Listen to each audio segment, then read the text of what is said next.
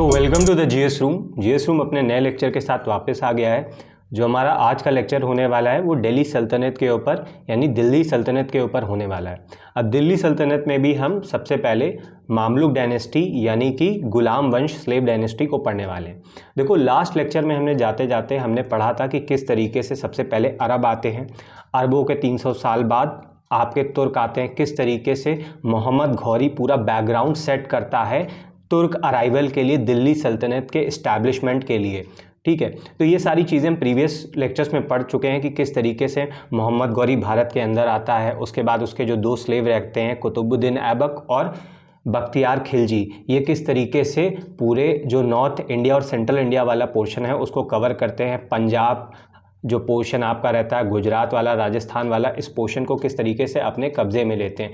और उसके बाद 1206 आते आते मोहम्मद घौरी जब वापस जा रहा होता है गजनी में, तो वहाँ पे जो खोखर जनजाति होती है उनकी ट्राइब से उसका युद्ध होता है और उनको खोखर्स को वो पूरी तरीके से सबड्यू कर देता है।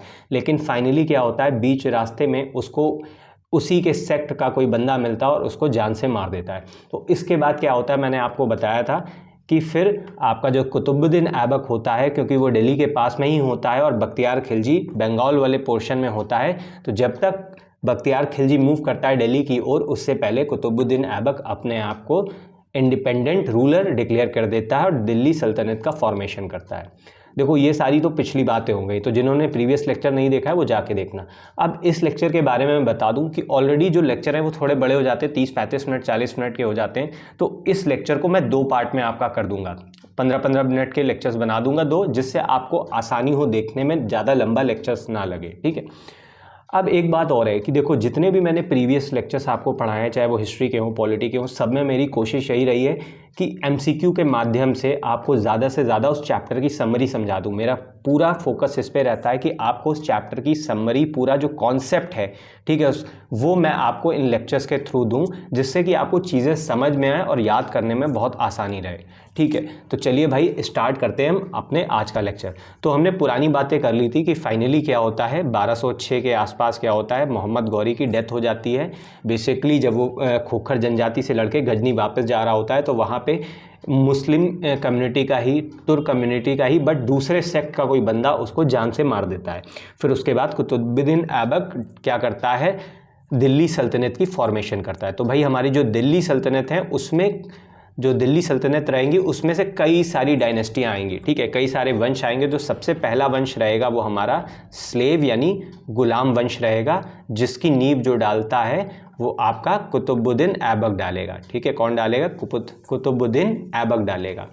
तो 1206 में मोहम्मद घौरी की मृत्यु के बाद ये अपने आप को इंडिपेंडेंट रूलर डिक्लेयर कर लेता है। अब ध्यान रखना, जैसे ये रूलर बनता है तो ये अपनी कैपिटल कहाँ बनाता है भाई, लाहौर को बनाता है। अभी दिल्ली को नहीं बनाएगा। ठीक है, दिल्ली को नहीं बनाएगा, ये अपनी कैपिटल क्या करेगा, लाहौर को बनाता है। ठीक है, तो कुतुबुद्दीन ऐबक बेसिकली कौन था, ये एक स्लेव था। ठीक है, मोहम्मद घौरी का ये एक स्लेव था और मिलिट्री कमांडर था। ठीक है, इसने कई सारी आपकी नॉर्थ इंडिया में कई सारी विजय करी थी, जैसे आपका पंजाब वाला पोर्शन जीतता है, ग्वालियर वाला पोर्शन जीतता है, ठीक है, बयाना का फोर्ट जीतता है, ये सारी विक्ट्रीज ये करता है। लेकिन क्या होता है कि ये इसका जो कार्यकाल होता है बहुत छोटा टाइम पीरियड का होता है। 1206 में ये आता है और 1210 में क्या हो जाता है, फाइनली इसकी डेथ हो जाती है। और इसकी डेथ कैसे होती है, पोलो यानी जो चौघड़ गेम होता है, घोड़े से गिर के, जो आपने पोलो गेम देखा होगा जिसमें आप घोड़े पे बैठे होते हो और एक हॉकी स्टिक टाइप के लिए होता है, उससे बॉल को आप मारते हो, वही एक गेम खेल रहा होता है चौघड़, तो उसमें घोड़े से गिर के इसकी मौत हो जाती है। ठीक है, अब इसके क्या क्या अगर हम पढ़ें, थोड़ी सी 2-3-4 चीज़ें इसके इंपॉर्टेंट पॉइंट्स जो हैं। अब देखो जो भी मैं इंपॉर्टेंट पॉइंट्स आपको बता रहा हूँ ये सारे बहुत इंपॉर्टेंट हैं। ये सारे के सारे आपके एनसीईआरटी या अदर स्टैंडर्ड्स बुक के हैं, तो एग्जामिनेशन पॉइंट ऑफ व्यू से एनसीईआरटी के हैं तो बहुत इंपॉर्टेंट बन जाते हैं। तो बेसिकली जब ये अपने आप को सुल्तान डिक्लेयर करता है तो इसकी कैपिटल क्या रहती है उस टाइम पे, लाहौर रहती है। ठीक है, लाहौर रहती है। ये as a Ghulam he rule करता है। ठीक है, मोहम्मद घौरी का लॉयल होता है तो एज अ गुलाम ही ये रूल करता है, इसीलिए गुलाम वंश इसका नाम पड़ता है। तो जब ये 1206 में दिल्ली सल्तनत इस्टेब्लिश करता है तो ये एक टाइटल अपनाता है सिप्पे सलार। सिप्पे सलार मतलब मिलिट्री कमांडर। ये अपने आप को सुल्तान नहीं बोलता है। ठीक है, ये अपने आप को मिलिट्री कमांडर ही कह के दिल्ली सल्तनत की गद्दी पर बैठता है। ठीक है। अब उसके बाद क्या होता है, ये भाई कुतुब मीनार, जो कुतुब मीनार है उसकी नींव रखवाता है। ठीक है, कुतुब मीनार की नींव रखवाता है। और इसके साथ साथ ये दिल्ली में सबसे पहला आपका मॉस्क इस्टेब्लिश करता है। ठीक है, सबसे पहला मॉस्क इस्टेब्लिश करता है जिसका नाम होता है कुवैत उल इस्लाम। ठीक है, ये भारत में सबसे पहला मॉस्क होता है जो कुतुबुद्दीन ऐबक इस्टेब्लिश करता है। और आपका अजमेर में क्या, 2.5 दिन का झोपड़ा। ठीक है, अजमेर में 2.5 दिन का झोपड़ा, अजमेर वाले एरिया में 2.5 दिन का झोपड़ा, ये एक स्ट्रक्चर इस्टेब्लिश करता है। ठीक है, तो कई बार एग्जामिनेशन में पूछा जाता है भाई 2.5 दिन का झोपड़ा किसने इस्टेब्लिश किया था, कुवैत उल इस्लाम कहाँ इस्टेब्लिश हुआ, किसने इस्टेब्लिश किया, तो ये सारी चीज़ें भाई आप याद रखना। ठीक है, अब ये ध्यान रखना, ये जो कुतुबुद्दीन ऐबक था ये कौन था, मोहम्मद गौरी का स्लेव तो था, तो गजनी जो था इनका बेसिक होम टाउन था। ठीक है, गजनी मोहम्मद गौरी, कुतुबुद्दीन ऐबक, बख्तियार खिलजी, इन सब का होम टाउन था। तो अब जब कुतुबुद्दीन ऐबक यहाँ पे लाहौर वाले पोर्शन से रूल कर रहा होता है इंडिया को, तो उस टाइम पे गजनी पे एक नया रूलर आ जाता है। इसको याद रखना, ये इसका नाम होता है याल्दोस। ठीक है, और याल्दोस क्या करता है, अपने आप को गजनी का रूलर डिक्लेयर कर देता है। और वो फिर कहता है कि भाई अगर मेरे पास में गजनी है तो मुझे दिल्ली सल्तनत है ना, उसकी गद्दी भी मेरे हाथ में होनी चाहिए। ठीक है, अब इसके बाद जब आपका कुतुबुद्दीन ऐबक जाएगा, हाँ कुतुबुद्दीन ऐबक के बारे में एक चीज़ और है, ये बहुत ज़्यादा डोनेशन देता था और डोनेशन देने के चक्कर में इसको लक्ष्यबख्श कहा जाता था। दिल्ली के लोगों द्वारा इसको लक्ष्यबख्श कहा जाता था। ठीक है, लक्ष्यबख्श कहा जाता था इसको। अब नेक्स्ट जो रूलर आएगा उसके बाद इसका बेटा बनता है, वो कुछ समय के लिए बनता है। ठीक है, अब आई डोंट नो कि कितनों लोगों को पता होगा कि जब इसकी डेथ होती है कुतुबुद्दीन ऐबक की, तो थोड़ी देर के लिए, कुछ समय के लिए इसका बेटा बैठता है आराम शाह। बट इसका जो नोबल्स होते हैं, जो टर्किश नोबल होते हैं, जो कि आपके दिल्ली सल्तनत में बहुत ज़्यादा पावरफुल पोजीशन होल्ड करके रहते हैं, वो बहुत ज़्यादा इसका विरोध करते हैं। फाइनली इसका जो सन इन लॉ है इल्तुतमिश, वो बैठ जाता है। ठीक है, इल्तुतमिश भी भाई गजनी की इलबरी डायनेस्टी, गजनी में इलबरी डायनेस्टी थी, वहाँ का रूलर था। ठीक है, सो इल्तुतमिश आपका बेसिकली जो नेक्स्ट रूलर रहेगा, इल्तुतमिश आपका 1210 से लेके 1236 तक ये रहता है रियल फाउंडर। ठीक है, दिल्ली सल्तनत का रियल फाउंडर तो ये रहता है, क्योंकि देखो कुतुबुद्दीन ऐबक आता है 1206 से 1210 तक, तो बेसिकली वो 4 साल में चीज़ों को कवर करता है, थोड़ा बहुत अपने एरियाज़ को जो मोहम्मद गौरी के टाइम पे जीते गए होते हैं उनको मजबूत करता है, कंसोलिडेट करता है, पक्का करता है। बट जो रियल फाउंडर होता है आपका दिल्ली सल्तनत का, और आपका जो पहला सुल्तान होता है, क्योंकि इसने तो जो कुतुबुद्दीन ऐबक था ना, तो उसने अपने आप को सुल्तान नहीं, देखो अपने मोहम्मद गौरी के प्रति लॉयल्टी जाहिर करते हुए उसकी मौत के बाद भी उसने अपने आप को सुल्तान नहीं डिक्लेयर किया। ठीक है, वो as a slave Mohammad Ghori का ही रूल करता रहा और लाहौर को अपनी कैपिटल बना के रूल करता रहा। लेकिन जो रियल फाउंडर होगा दिल्ली सल्तनत का, वो 1210 से 1236 पे रहने वाला इल्तुतमिश रहेगा, और ये अपने आप को दिल्ली सल्तनत का पहला सुल्तान डिक्लेयर करता है। और इवन इसको जो खलीफा होते हैं, ठीक है, बगदाद के खलीफा होते हैं मंसूर, ठीक है, उनकी तरफ से भी भाई घोषणा पत्र आ जाता है, उनकी तरफ से भी अप्रूवल आ जाता है कि हाँ भाई इसको सुल्तान का टाइटल दिया जाए। ठीक है, सो उसके बाद जो अगला रूलर आपका रहेगा 1236 से 40 के लिए, वो हमारी पहली फीमेल सुल्तान रहेंगी जिसका नाम होगा रजिया सुल्तान। ठीक है, रजिया सुल्तान। उसके बाद 1240 से 1242 से तक आपका बहराम शाह रहेगा। ठीक है, बहराम शाह रहेगा। देन 1242 से आपका 42 से लेके 46 तक आपका अलाउद्दीन, ठीक है, अलाउद्दीन मसूद शाह रहेगा। ठीक है, कौन रहेगा, अलाउद्दीन मसूद शाह रहेगा। ठीक है, देन इसको रिप्लेस करने के बाद वन ऑफ द स्ट्रॉन्गेस्ट जो रहेगा 1265 में आ जाएगा बलबन। ठीक है, बलबन और उल्लूग खान। ठीक है, सो ये बलबन आपका रहेगा 1286 तक। उसके बाद इसकी 1286 में डेथ हो जाती है। उसके बाद वीक रूलर होते हैं, फाइनली आप खिलजी डायनेस्टी आते हुए देखोगे। तो ये सारा का सारा इन चीज़ों के पीछे का बैकग्राउंड है।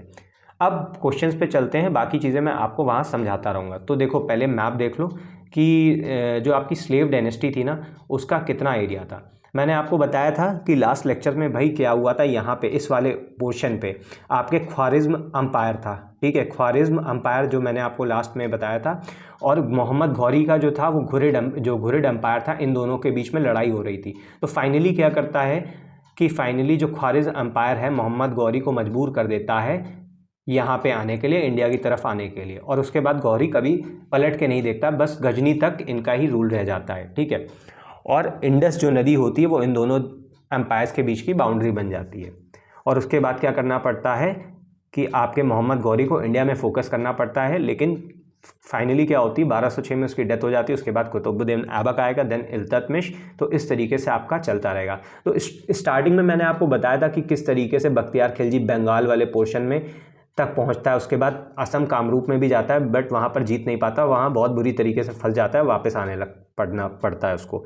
और यहाँ पे गुजरात वाला एरिया ये लोग नहीं जीत पाते हैं, क्योंकि यहाँ पे चालुक्य डायनेस्टी होती है, तो बहुत अच्छा इनको रेजिस्टेंस मिलता है, इस वजह से इनसे जीत नहीं पाती। और मलवा वाले पोर्शन को भी ये बहुत ज़्यादा समय तक होल्ड नहीं करते हैं। राजस्थान में थोड़ा बहुत ये अटैक करते रहते हैं, बट यहाँ पे भी अपने आप को कंसोलिडेट नहीं कर पाते। एक चीज़ ध्यान रखना, हिस्ट्री में आप ये देखोगे कि बंगाल वाले जो पोर्शन है, जो आपका ईस्ट वाला पोर्शन है, बंगाल वाले पोर्शन को कोई बहुत समय तक होल्ड करके नहीं रख सकता है, ठीक है, क्योंकि यहाँ का टेरेन ऐसा है, ठीक है, लाइन ऑफ कम्युनिकेशन इतना वीक रहता है कि जैसे ही यहाँ से कोई रूलर यहाँ आता था, इसको एरिया को ऑक्यूपाई करता था, वापस जाता था, यहाँ पे जो रूलर रहते थे वो इसको इंडिपेंडेंट डिक्लेयर कर लेते थे, ठीक है। तो ये आपका बेसिकली पूरा मैप रहेगा आपका 1206 से लेके 1290 तक, ठीक है, स्लेव डायनेस्टी का, गुलाम वंश का।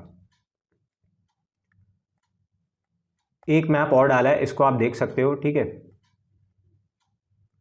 तो ये रहा कि भाई एक्सटेंट कुतुबुद्दीन ऐबक जब आया था, ठीक है, उस टाइम पे कौन कौन से एरिया थे, लाहौर था आपका, कन्नौज था, बनारस था, ठीक है। मैंने आपको बोला था कि यहाँ पे बंगाल वाले पोर्शन तक जाता तो है आपका बख्तियार खिलजी, बट कंसोलिडेट नहीं कर पाता। फिर इल्तुतमिश जब आता है तो इल्तुतमिश इन सारे एरियाज़ को कंसोलिडेट करता है, बंगाल वाले पोर्शन को, ठीक है। गुजरात को ये नहीं जीत पाते हैं, मलवा वाले पोर्शन को भी नहीं जीत पाते हैं, रणथंभौर को अपने अंडर में ले लेता है, अजमेर को अपने अंडर में ले लेता है, लेकिन कुछ समय बाद रणथंभौर अपने, ठीक है, इल्तुतमिश जैसे ही मतलब यहाँ पे नॉर्थ वेस्ट इस वाले पोर्शन में, जैसे ही नॉर्थ वेस्ट वाले पोर्शन में बिजी होता है, तो ये सब अपने आप को इंडिपेंडेंट डिक्लेयर करते हैं। अब देखो इल्तुतमिश के टाइम पे एक समस्या और खड़ी हो जाएगी, जो ख्वारिज्म अंपायर है वो ख़त्म हो जाएगा, और यहाँ पे जो चंगेज़ खान है वो आ जाएगा, और ये इन लोगों के लिए ख़तरा बन जाएगा, ठीक है। लेकिन फाइनली क्या होता है, चंगेज़ खान जब तक ज़िंदा रहता है, ठीक है, और इल्तुतमिश के टाइम तक कोई भी यहाँ पर अटैक नहीं होता है, मंगोलों का अटैक नहीं होता है, ठीक है।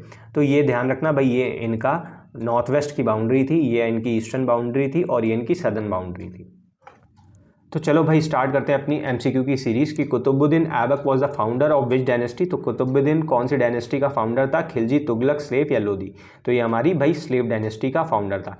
अब कुतुबुद्दीन ऐबक के बारे में मैंने मोटी मोटी बातें आपको बता दी हैं कि भाई इसने सिप्पे सलार का टाइटल अपनाया था, ठीक है। इसको लखबख्श बोला जाता था, बहुत ज़्यादा डोनेशन देने की वजह से। उसके बाद इसने कुतुब मीनार, जो कुतुब मीनार है उसकी नींव रखी थी, ठीक है, उसकी नींव रखी थी इसी ने। और ये जो इंस्पिरेशन कुतुब मीनार के लिए जो उसको इंस्पिरेशन मिली थी वो भाई हमारे ख्वाजा, ठीक है, एक सूफी संत थे ख्वाजा कुतुब उद्दीन, ठीक है, बख्तियार काकी। ये ध्यान रखना, बख्तियार काकी थे, बख्तियार खिलजी नहीं थे। बख्तियार खिलजी तो कौन था, कमांडर था, ठीक है, मिलिट्री कमांडर था आपका मोहम्मद घौरी का। तो इनसे इंस्पायर होके इनके याद में कुतुब मीनार की ये वो नींव रखता है। तो टोटल 5 स्टोरी होती है कुतुब मीनार में। आप देखोगे जो 5वीं स्टोरी होती है वो कौन उसका निर्माण करवाता है, फिरोज शाह तुगलक डायनेस्टी का। सो ये सारी चीज़ें हैं, और इसकी मौत हो जाती है चौगड़ खेलते समय, ठीक है। उसके बाद 1210 में इसकी डेथ के बाद कौन बनता है, आराम शाह, जो उसका बेटा है, रूलर बनता है, बट वो बहुत लंबे समय तक रह नहीं पाता, क्योंकि जो तुर्किश नोबल रहेंगे, ठीक है, तुर्क नोबल रहेंगे वो बहुत ज़्यादा अपोज करते हैं, क्योंकि एक वीक रूलर होता है। फाइनली जो उसका दामाद होता है, सन इन लॉ, इल्तुतमिश 1210 में आएगा। So who succeeded Qutubuddin Aibak as the ruler of slave dynasty. अब देखो यहाँ पे जो आपको आंसर मिलेगा ना, वो ज़्यादातर जगह इल्तुतमिश मिलेगा, बट जो कुतुबुद्दीन ऐबक के बाद, ध्यान रखना, कुतुबुद्दीन ऐबक के बाद आराम शाह, अगर आप यूपीएससी वगैरह दे रहे हो, ठीक है, यूपीएससी वगैरह दे रहे हो तो उसमें तो आराम शाह को ही आंसर कंसिडर किया जाता है, क्योंकि नॉर्मल बुकों में क्या होता है, आराम शाह के बारे में आपको मिलेगा भी नहीं, ठीक है, छोटी मोटी बुकों में आपको ये नहीं मिलेगा, केवल स्टैंडर्ड्स बुक में आपको ये चीज़ देखने को मिलेगी कि भाई कुतुबुद्दीन ऐबक के बाद उस कुछ टाइम के लिए आराम शाह उसका बेटा बनता है, but finally he was replaced by Iltutmish. तो ये सारी चीज़ें आप ध्यान रखना, ठीक है। अब इल्तुतमिश के बारे में मैं थोड़ा सा बता देता हूँ। भाई रियल फाउंडर रहता है। अब जब ये 1210 में आता है ना, तो इसके लिए क्या होता है, यहाँ पे बंगाल वाले पोर्शन में, ठीक है, चैलेंज रहता है अली मर्दान, ठीक है। जैसे ही ये रूलर बनता है तो बंगाल वाला पोर्शन अली मर्दान जो होता है वो अपने कब्जे में कर लेता है, ठीक है, बंगाल में लखनौती वाला पोर्शन। और यहाँ पे मैंने गजनी में आपको बताया था भाई, गजनी में याल्दोज आ जाता है, ठीक है, ये इसके लिए बड़ी समस्या बन जाता है। देन मुल्तान वाले एरिया में, ठीक है, मुल्तान वाले एरिया में आपका कुबाचा, ठीक है, कुबाचा ये एक रूलर होता है, ये अपनी इंडिपेंडेंस को डिक्लेयर कर लेता है, और पंजाब और लाहौर वाला जो पोर्शन होता है ये क्या कर लेता है, अपने अंडर में ले लेता है। अब इल्तुतमिश के सामने ये समस्याएं रहती हैं कि भाई देखो, बंगाल अलग हो चुका है, हमारे पास मुल्तान, ठीक है, नॉर्थ वेस्ट फ्रंटियर में मुल्तान, गजनी हमारे से चला गया है, तो यानी नॉर्थ वेस्ट वाला पोर्शन तो हमारे अंडर से चला गया है। तो फाइनली ये क्या करता है, एक एक करके इन चैलेंजेस को किसी तरीके से समेटता है, ठीक है, इन वाले एरियाज़ पे कब्ज़ा करता है। बट गुजरात पे ये कब्ज़ा नहीं कर पाएगा, गुजरात पे चालुक्य रहते हैं, तो वहाँ पे अटैक करने की कोशिश करता है, हार जाता है, तो रणथंभौर वाले एरिया पे कोशिश करेगा, ठीक है। और इवन जो छोटे छोटे एरियाज़ होते हैं, आपका ग्वालियर वाला एरिया इसके हाथ से चला जाता है, उस पर कब्ज़ा करता है, बयाने पे कब्ज़ा करेगा, बिहार वाले पोर्शन को कंसोलिडेट करेगा। तो ये सारे चैलेंजेस ये ओवरकम करता है। अब इल्तुतमिश के बारे में कुछ और बातें हैं, ठीक है। इल्तुतमिश के बारे में कई सारी बातें ये हैं कि भाई इल्तुतमिश ने सिक्के चलाए थे, ठीक है, सिल्वर का टका चलाया था और कॉपर का, ध्यान रखना, जित्तल चलाया था, सिल्वर का टका और कॉपर का जित्तल, ठीक है। अब उसके बाद कुतुब मीनार, जो कुतुब मीनार था कुतुबुद्दीन ऐबक ने नींव रखी थी, उसको ये क्या कराता है, फाइनली फिनिश करवाता है, ठीक है। एग्जामिनेशन में ध्यान रखना, ये पूछा जाता है कि कुतुबुद्दीन ऐबक ने कौन से सिक्के चलवाए थे, और इनमें पीछे अरब में लिखा था, ठीक है, अरबी भाषा में इसमें लिखा होता है। देन इसी के टाइम पे मंगोलों की समस्या आपके सामने आ खड़ी थी। 1218 में क्या होता है, चंगेज़ खान, ठीक है, चंगेज़ खान के बारे में आपने सुना होगा, मंगोल रूलर, ठीक है। उस टाइम पे आपका वेस्ट एशिया उस टाइम पे पूरा इसके चक्कर में टेरराइज्ड था, ठीक है, डरा हुआ था, इसका पूरा का पूरा आतंक था वेस्ट एशिया वाले पोर्शन में। तो क्या होता है, जो ख्वारिज़्म एम्पायर आपने जो पढ़ा था कि भाई ख्वारिज़्म एम्पायर को ये पूरा ख़त्म कर देता है, ठीक है, ख़त्म कर देता है। और उसका जो लास्ट आपका जो रूलर होता है, ख्वारिज़्म शाह का बेटा होता है जलालुद्दीन, ठीक है, जलालुद्दीन। अब वो क्या करता है भाई, इंडिया आता है, वो इंडिया में इनसे बोलता है इल्तुतमिश से कि भाई हमें शरण दे दो, हमें बचा लो, वरना मंगोल हैं यानी चंगेज़ खान है, मार डालेगा। लेकिन क्या करता है इल्तुतमिश, दिमाग लगाता है कि भाई इसको अगर शरण दी हमने तो क्या करेगा, चंगेज़ खान सीधे इंडिया में एंटर कर जाएगा, और अभी तो हमारा जो नॉर्थ वेस्ट वाला जो पोर्शन है वो बहुत वीक पड़ा हुआ है, ठीक है। तो ये क्या करता है, इसको मना कर देता है। फिर इसी तरीके से मना कर देता है, और इस तरीके से आपका मंगोल अटैक भारत में बच जाता है, ठीक है। तो इल्तुतमिश के टाइम पे मंगोल अटैक नहीं होता है। इसके बाद इक्ता सिस्टम, ठीक है, इक्ता सिस्टम ये शुरू करता है, जो तुर्क में, मैंने आपको लास्ट लेक्चर में बताया था इक्ता सिस्टम क्या था, तुर्कों में था कि जो अपनी ज़मीन होती है ना, ठीक है, लैंड होती है, उसको कई भागों में ये अपने मिलिट्री कमांडर्स को दे देते हैं, ठीक है। अब मिलिट्री कमांडर्स क्या करता है, उस लैंड से जो भी रेवेन्यू आता है उससे अपनी सेना को मेंटेन करेगा, ठीक है। ये था इक्ता सिस्टम। तो इक्ता बांटना गंगा यमुना दोआब में पहली बार इल्तुतमिश शुरू करता है, ठीक है।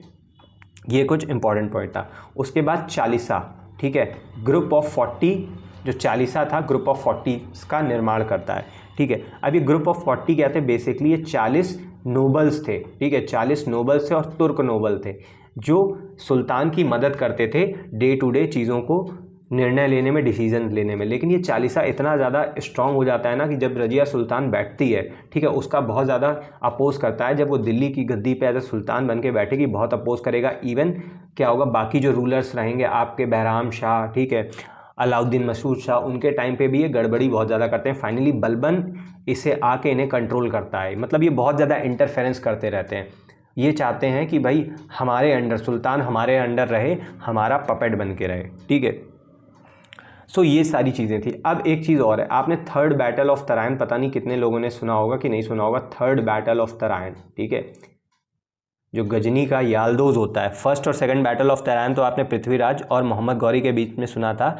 तो थर्ड बैटल ऑफ आपका तराइन 1215 से 16 के बीच में होता है। इल्ततमिश और याल्दोज, गजनी के याल्दोज में, और गजनी वाले एरिया को ये ऑक्युपाई कर लेता है और फाइनली नॉर्थ वेस्ट फ्रंटियर पे धीरे धीरे ये अपना कब्जा कर लेता है, ठीक है। और यही रहता है कि भाई ये जो कुतुबुद्दीन ऐबक के समय लाहौर कैपिटल थी उसको दिल्ली शिफ्ट करा लेता है, ठीक है। अब ये दिल्ली पे पहला सुल्तान बनता है, ठीक है। मैंने आपको बताया था कि जो बगदाद का खलीफा होता है मंसूर, वो इसको एक डिक्लेरेशन साइन करके देता है कि अप्रूवल देता है, भाई तुम दिल्ली के सुल्तान हो। अब 1236 में क्या होता है कि इसे जो इल्ततमिश होता है इसको अपने बेटे लायक नहीं लगते हैं, ठीक है। लगता है कि भाई ये हमारे बेटे दिल्ली के सुल्तान बनने के लायक नहीं, तो फाइनली ये पर्शियन पद्धति को अपनाता है, ईरान की पद्धति को अपनाते हुए अपनी बेटी रज़िया को सुल्तान डिक्लेयर करता है। अब चालीसा यानी तुर्क के चहलगान यानी जो चालीसा रहते हैं, चालीसा का ग्रुप बहुत ज़्यादा इसको अपोज करता है। अब ये कुछ समय पर गद्दी पर बैठता है, रज़िया सुल्तान जब गद्दी पे बैठती है तो उसके बाद जो इल्ततमिश का बेटा होता है, कौन, रुकनुद्दीन फ़िरोज़ शाह, ठीक है, रुकनुद्दीन फ़िरोज़ शाह, ये इसको चालीसा की मदद से हटा देता है। उसके बाद ये दिल्ली की जनता के पास जाती है, गुहार लगाती है, फिर किसी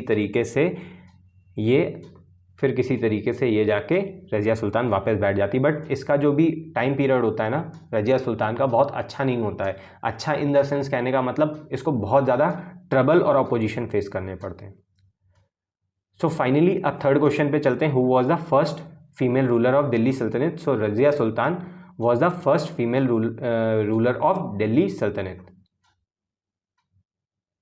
तो 1236 से 1240 में रहती हैं। फाइनली क्या होता है आप देखोगे कि भाई जब 1236 में ये एज अ रूलर बनती हैं, सुल्तान बनती हैं, तो बहुत ज़्यादा अपोजिशन होता है।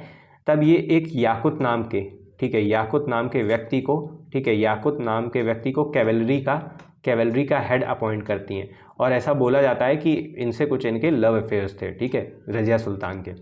सो ये एक हब्सी रूलर होता है, मतलब ये टर्किश ट्राइब का नहीं होता है, ठीक है। एब्सीनिया का हब्सी जो ट्राइब होती है वहाँ का ये रूलर रहता है याकुत। इसको अपने यहाँ पे कैवलरी का हेड अपॉइंट करती है। इसी के टाइम पे क्या होता है लाहौर में, ठीक है, लाहौर में विरोध उठता है और लाहौर वाले एरिया इंडिपेंडेंट हो जाता है। तो क्या करती है रज़िया सुल्तान, अपनी सेना लेके पहुंचती है लाहौर वाले एरिया में, ठीक है, यहाँ के विरोध को दबाती है। उसके बाद जब ये मुल्तान वाले एरिया में जो सरहिंद जगह होती है वहाँ पे जाती है, वहाँ का जो उस टाइम पे गवर्नर होता है अल्तूनिया, ठीक है, इसे क्या कर लेता है, कब्जे, इसको पकड़ लेता है, अरेस्ट कर लेता है। फाइनली बाद में अल्तूनिया के साथ ये शादी कर लेती है और उसके बाद दिल्ली की तरफ मार्च करती है। बट उसी दौरान क्या होते हैं, इस कॉन्स्पिरेसी के तहत इन दोनों को, अल्तूनिया और रज़िया सुल्तान पर कब्जा कर लिया जाता है, इनको पकड़ लिया जाता है और इनको आपका हटा दिया जाता है, एलिमिनेट कर दिया जाता है। सो ये सारी चीज़ें आपकी रज़िया सुल्तान के बारे में थी। तो अगला जो क्वेश्चन रहेगा, Iltutmish is credited with the introduction of which coin? So अभी मैंने आपको बताया दिनार, टका, रुपया या फाल, ठीक है, फल्स। तो हमारा जो इल्तुतमिश था उसने सिल्वर का आपका टका इंट्रोड्यूस किया था और कॉपर का जित्तल इंट्रोड्यूस किया था। अब देखो इतना सारी चीज़ें हो गई पहले लेक्चर में, ऑलरेडी 4 क्वेश्चन को करते करते मैं कोशिश कर रहा था शॉर्ट करूं, बट इतनी सारी चीज़ें बतानी है ना कि ये लेक्चर छोटा ही नहीं हो पा रहा है, ठीक है। तो बाकी की सारी चीज़ें हम नेक्स्ट पार्ट में पढ़ते हैं।